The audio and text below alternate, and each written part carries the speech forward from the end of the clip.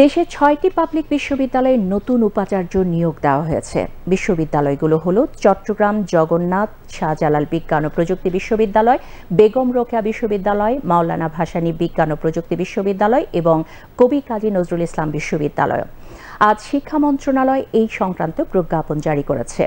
চট্টগ্রাম বিশ্ববিদ্যালয়ের নতুন উপাচার্য হিসেবে নিয়োগ পেয়েছেন বিশ্ববিদ্যালয়ের রাষ্ট্রবিজ্ঞান বিভাগের অবসরপ্রাপ্ত অধ্যাপক মোহাম্মদ ইয়াহিয়া আক্তার। জগন্নাথ বিশ্ববিদ্যালয়ের নতুন উপাচার্য হিসেবে একই বিশ্ববিদ্যালয়ের সমাজকর্ম বিভাগের অবসরপ্রাপ্ত অধ্যাপক মোহাম্মদ রেজাউল করিম। শাহজালাল বিজ্ঞান ও প্রযুক্তি বিশ্ববিদ্যালয়ে ঢাকা বিশ্ববিদ্যালয়ের অ্যাপ্লাইড কেমিস্ট্রি ও কেমিক্যাল ইঞ্জিনিয়ারিং বিভাগের অধ্যাপক এম সরওয়ার উদ্দিন চৌধুরী, বেগম রোকেয়া বিশ্ববিদ্যালয়ে ঢাকা বিশ্ববিদ্যালয়ের ফলিত গণিত বিভাগের অধ্যাপক মোহাম্মদ শওকত আলীকে নিয়োগ দেওয়া হয়েছে।